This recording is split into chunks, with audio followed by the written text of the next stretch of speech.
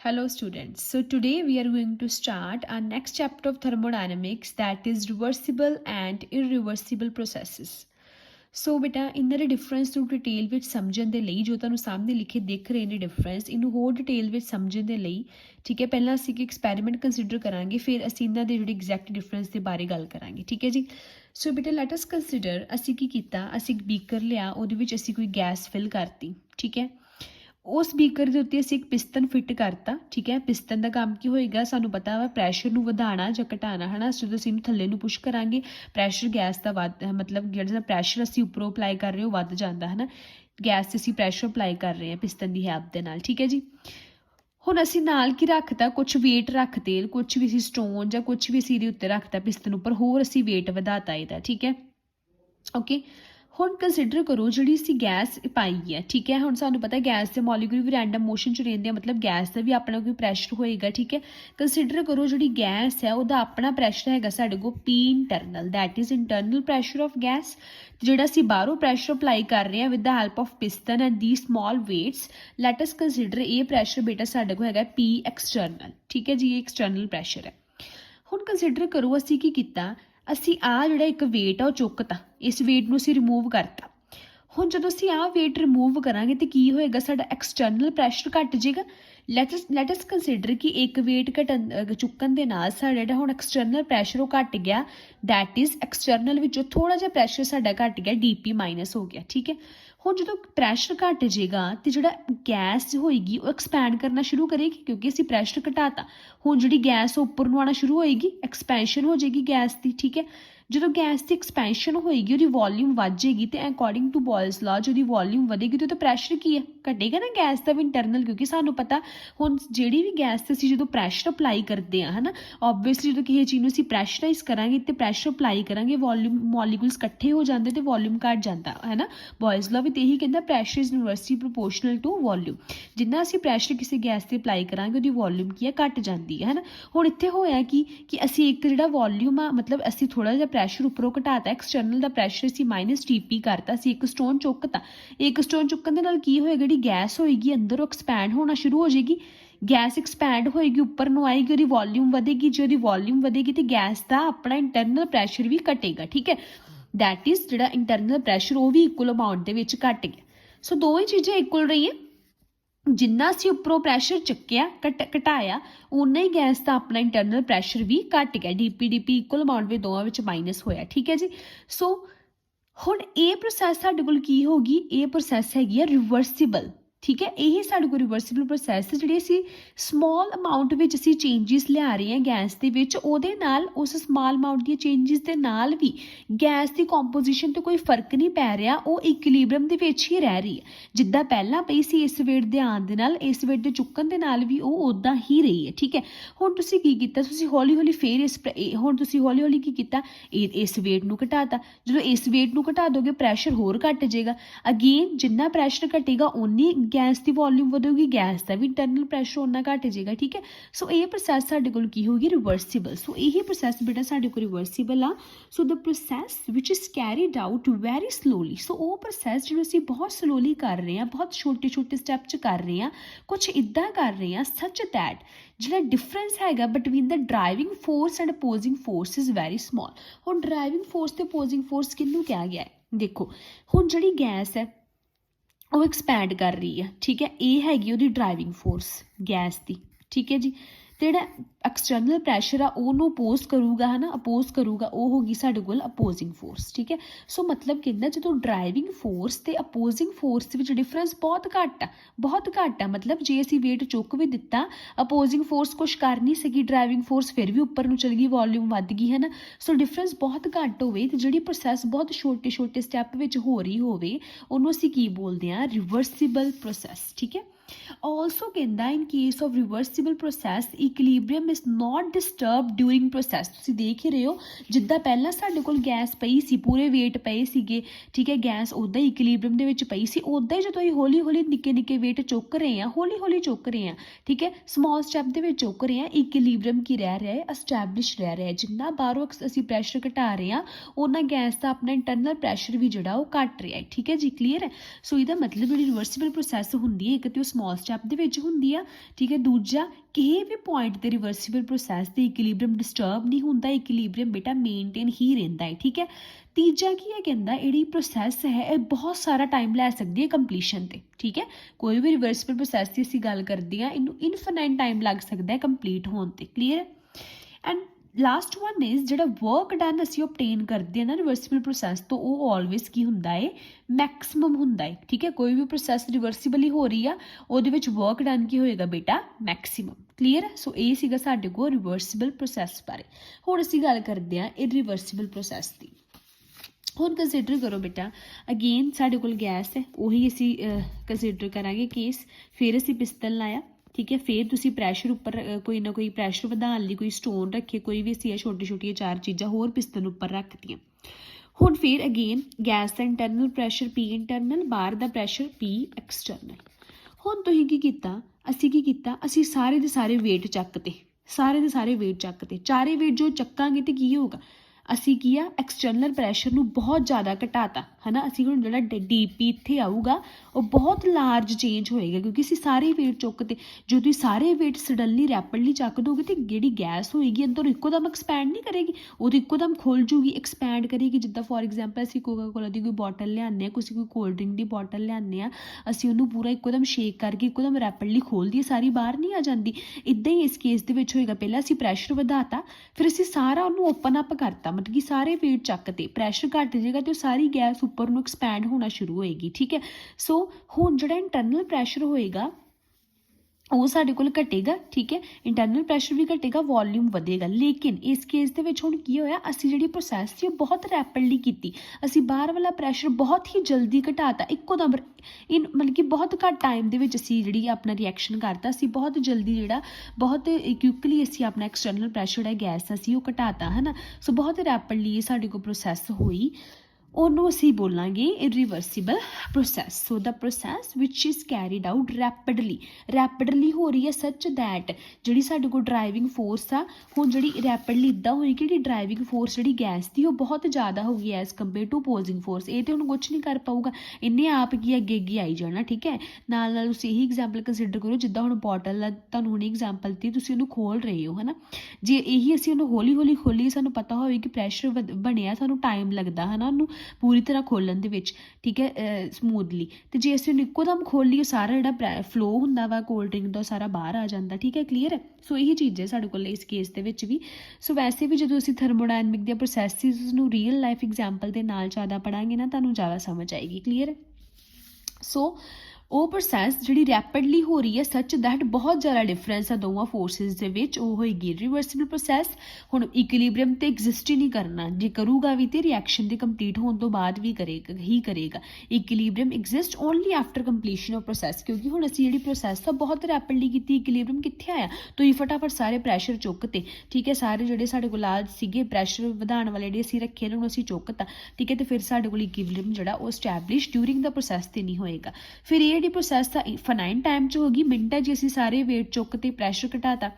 Work done ਜਿਹੜਾ ਇਸ process ਦੇ ਵਿੱਚ ਸਾਨੂੰ ਮੈਕਸਿਮਮ ਨਹੀਂ ਮਿਲਦਾ। ਐਂਡ ਆਲਸੋ ਬੇਟਾ ਇਹ ਰਿਵਰਸੀਬਲ ਪ੍ਰੋਸੈਸ ਹੁੰਦੀ ਹੈ ਨਾ, ਇਹ ਥੋੜ੍ਹੀ ਇਮੈਸ਼ਨਰੀ ਹੁੰਦੀ ਹੈ, ਅਸਲ ਵਿੱਚ ਐਗਜ਼ਿਸਟ ਨਹੀਂ ਕਰਦੀ। ਇਰਰਿਵਰਸੀਬਲ ਪ੍ਰੋਸੈਸਿਸ ਜਿਹੜੀਆਂ ਉਹੀ ਐਗਜ਼ਿਸਟ ਕਰਦੀਆਂ ਨੇ, ਕਲੀਅਰ ਹੈ। Okay, so these are all about reversible and irreversible process. ਹੁਣ ਬੇਟਾ in the next topic we'll talk about the some thermodynamic quantities, that is internal energy ਬਾਰੇ ਅਸੀਂ ਗੱਲ ਕਰਾਂਗੇ, ਅਸੀਂ work done ਬਾਰੇ ਗੱਲ ਕਰਾਂਗੇ, ਠੀਕ ਹੈ।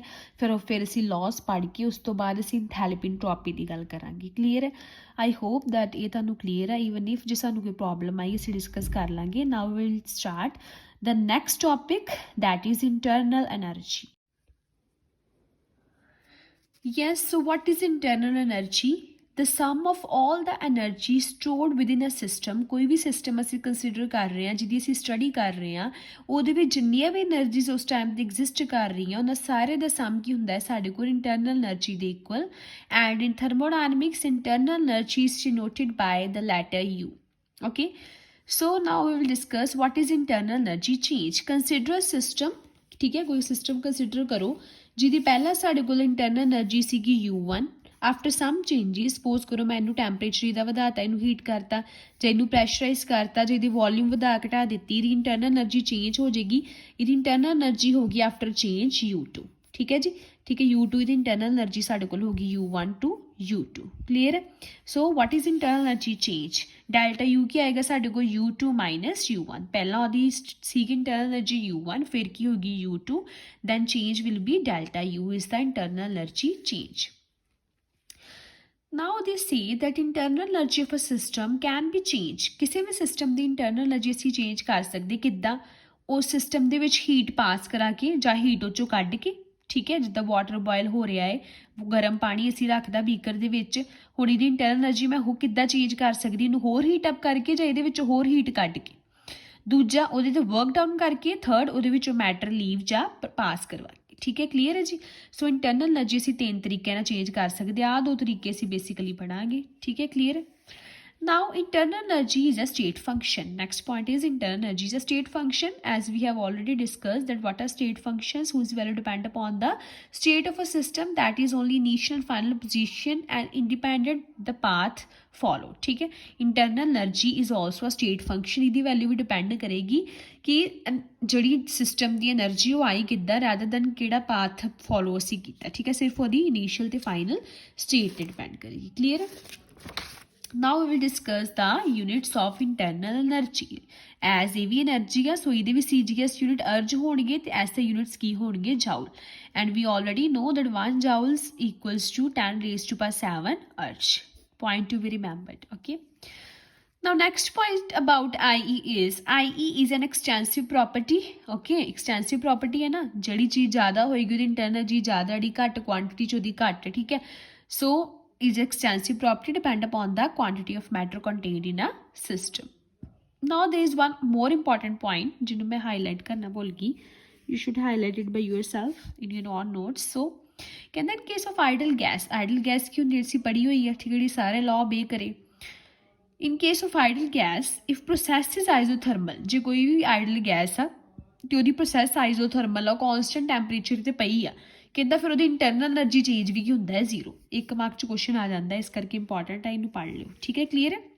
ਜੇ ਕੋਈ ਆਈਡਲ ਗੈਸ ਆ ਉਹਦਾ delta T 0, the change in temperature 0, ਉਹਦੀ ਇੰਟਰਨਲ એનર્ਜੀ ਚੇਂਜ ਵੀ ਕੀ ਹੋਏਗਾ, 0, ਠੀਕ ਹੈ।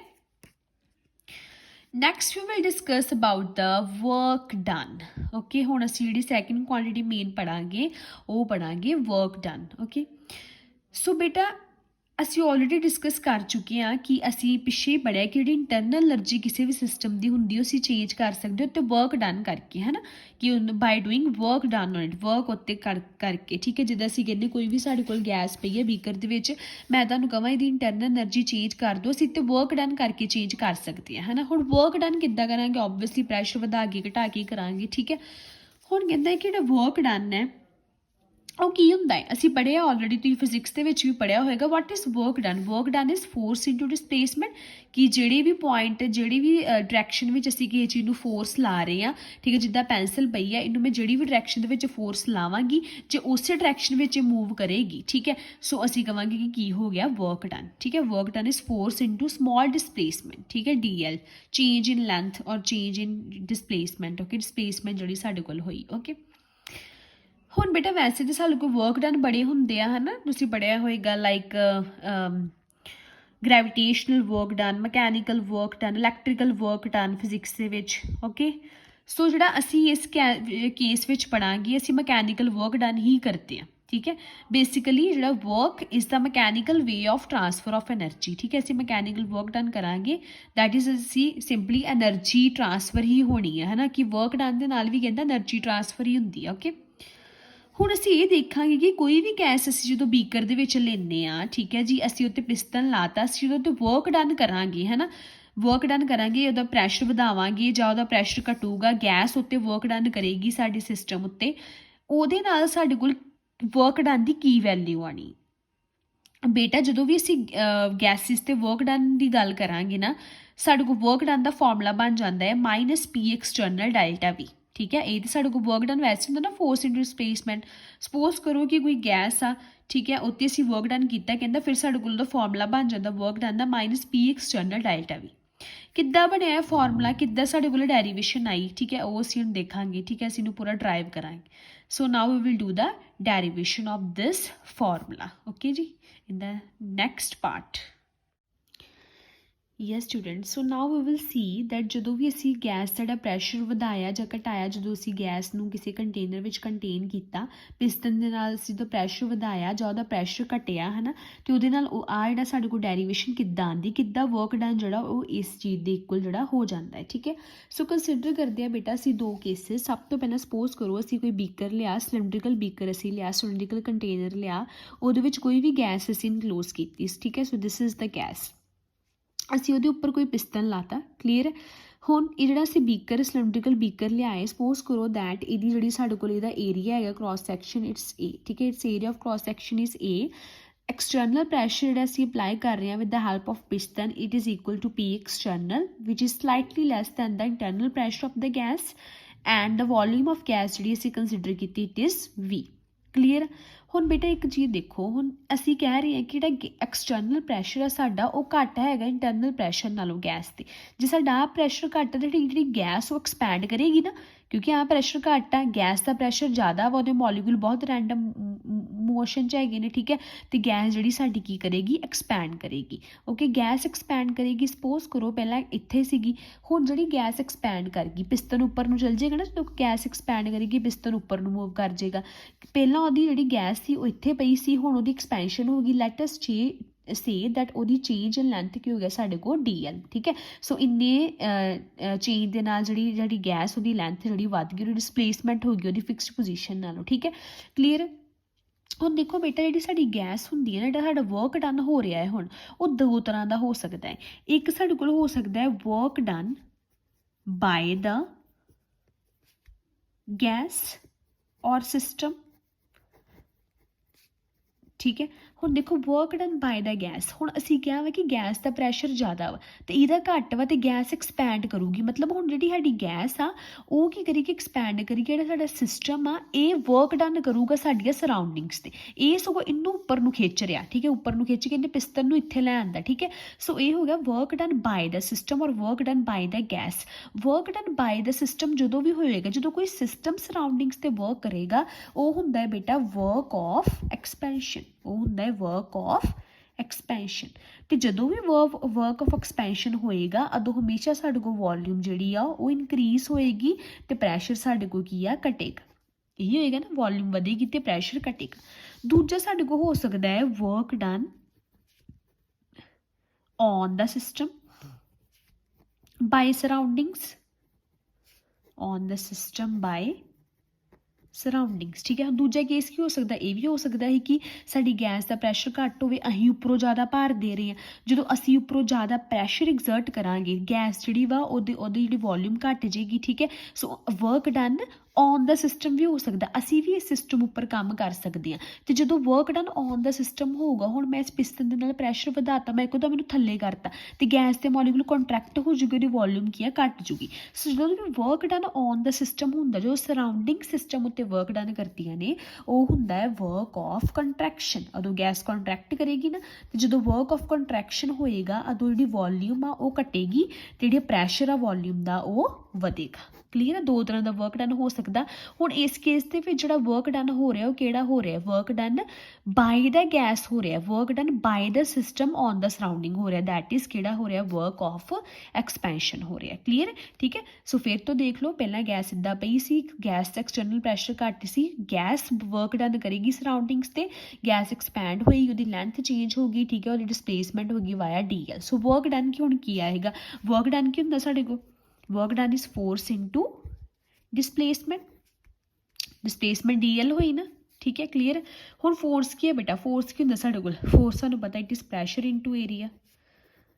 ਠੀਕ ਹੈ ਜੀ, clear? Okay, force is pressure into area. Now what is A into DL? A into DL is volume, dV।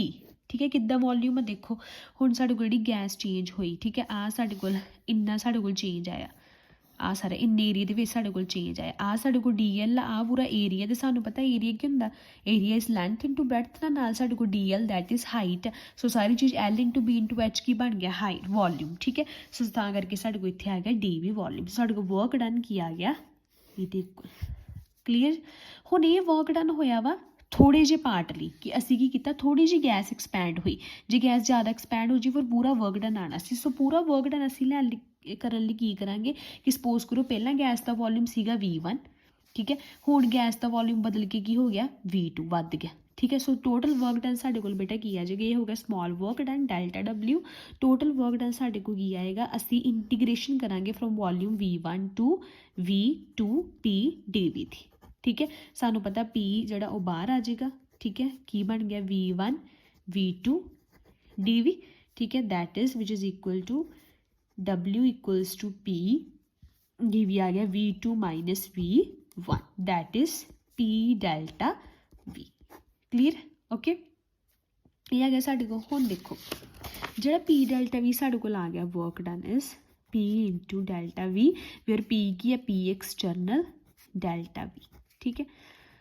ਹੁਣ ਇਹ ਹੋ ਗਿਆ ਸਾਡੇ ਕੋਲ ਐਕਸਪੈਂਸ਼ਨ ਦਾ, ਦੈਟ ਇਜ਼ ਜਦੋਂ ਗੈਸ ਐਕਸਪੈਂਡ ਹੋਈ from V1 to V2 positive ਸੀਗਾ, V2 ਸਾਡੇ ਕੋਲ ਜ਼ਿਆਦਾ ਸੀ ਨਾ, DV ਕੀ ਸਾਡੇ ਕੋਲ V2 ਮਾਈਨਸ V1, ਠੀਕ ਹੈ। V2 ਸਾਡੇ ਕੋਲ ਜ਼ਿਆਦਾ ਆ ਗਿਆ ਅਤੇ ਸਾਡੇ ਕੋਲ ਜਿਹੜਾ ਫਾਰਮੂਲਾ ਬਣ ਗਿਆ, ਠੀਕ ਹੈ, ਉਹ ਸਾਡੇ ਕੋਲ ਆ ਗਿਆ W equals to P external minus into DV। Clear, okay.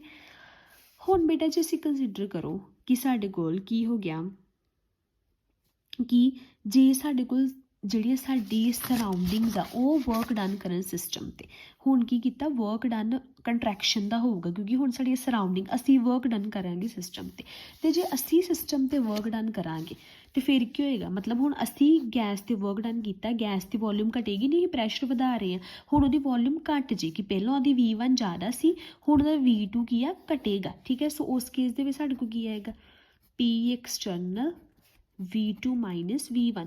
ਹੁਣ V2 ਘੱਟ ਗਿਆ, V2 ਦੀ ਵੈਲਿਊ ਘੱਟ ਗਈ, ਸਪੋਜ਼ ਕਰੋ ਜੇ 2 ਹੀ ਅਤੇ 3, ਅਤੇ ਆਂਸਰ ਸਾਡੇ ਕੋਲ ਕੀ ਆਏਗਾ, ਮਾਈਨਸ 'ਚ ਆਏਗਾ ਨਾ। ਸੋ ਉਸ ਕੇਸ ਦੇ ਵਿੱਚ ਸਾਡੇ ਕੋਲ ਫਾਰਮੂਲਾ ਬਣਨਾ minus P external into DV ਔਰ ਡੈਲਟਾ V। ਕਲੀਅਰ, ਸੋ ਇਹ ਆ ਗਿਆ ਵਰਕ ਆਫ ਕੰਪਰੈਸ਼ਨ, ਠੀਕ ਹੈ, ਅਤੇ ਉੱਪਰ ਵਾਲਾ ਸਾਡੇ ਕੋਲ ਕੀ ਸੀਗਾ, ਵਰਕ ਆਫ ਐਕਸਪੈਂਸ਼ਨ। ਕਲੀਅਰ ਬੇਟਾ, ਓਕੇ।